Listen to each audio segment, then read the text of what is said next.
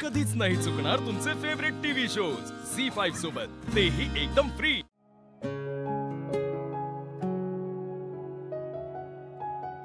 अरे कसे आहात तुम्ही सगळे?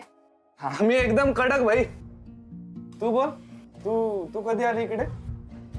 हे काय मी आत्ताच तर आले। इतक्या लवकर का ग? म्हणजे घरची काहीतरी कामं असतील ना, म्हणजे नाश्ता करायचा असेल, बाकीची काहीतरी कामं असतील। आणि छकुला जिजू कुठे? तो कुठे दिसत नाहीये। अरे असं काय करता तुम्ही? तुमची आठवण आली म्हणून निघून आले ना, काय येऊ नाही शकत काय मी? आणि तुम्हाला तर माहिती आहे की मला असं कोण अडवणार नाही, मग मी येणारच ना। बास करा शिवा, बास। खोटं बोलू नको, जे काही आहे ना ते खरं सांग। संपदाने सगळं सांगितलंय मला काल। शिवा, तू आता शिवा नाही राहिलीस ग, खूप बदललीस ग तू। हे यार असं नाहीये यार। हो ना, आधी तुला एवढा भरोसा होता आमच्यावर की तू काही झालं तरी आम्हाला सांगायची। आज तुझ्या आयुष्यात एवढं सगळं झालं आणि तुला काही सांगावंसं वाटलं नाही। हे बघा माझं चुकलं, सॉरी, खरंच सॉरी।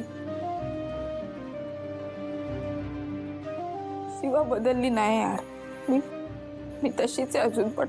हे बघ ते जाऊ दे। आम्ही सगळे आशूकडे जातो, त्याच्याशी बोलतो आणि त्याला समजवतो, ठीक आहे? चला तुम्ही थांबा, कुठेही कोणी जायचं नाही, आशूला कोणीही भेटणार नाही। का भाई? जाऊ दे ना, आम्हाला त्याच्याशी बोलू दे, अंदाज घेऊ दे ना। त्याला आम्ही प्रेमाने सांगतो आणि सगळं खरं सांगून टाकतो। तुम्हाला शपथ आहे माझी, कुणीही आशूला जाऊन काहीही बोलणार नाहीये। हे सगळं झालंय माझं करून, कळतंय का तुम्हाला? तिथे कुणालाही विश्वास नाहीये माझ्यावर। तर हे सगळं नको करूया, फक्त आशूला खरं काय आहे ना ते कळलं पाहिजे, त्याचा शोध घेऊया आपण। आणि तोपर्यंत मी इथेच राहणार आहे, आणि आई आणि आजी या दोघींनाही काही कळता कामा नये। हा, वचन द्या मला। अगं पण शिवा, तू किती खुश होतीस ग, आणि आता हे सगळं। हा यार, आणि आशूला सगळं खरं कळलं पाहिजे होतं यार।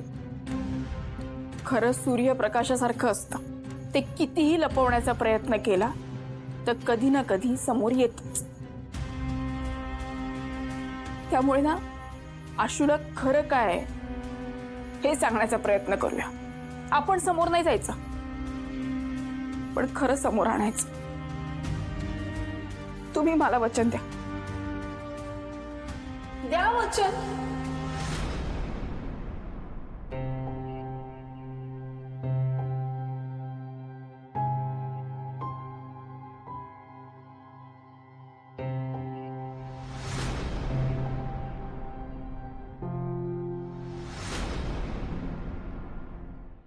झी5 ॲप डाउनलोड करा आणि पहा सर्व एपिसोड्स एकदम फ्री।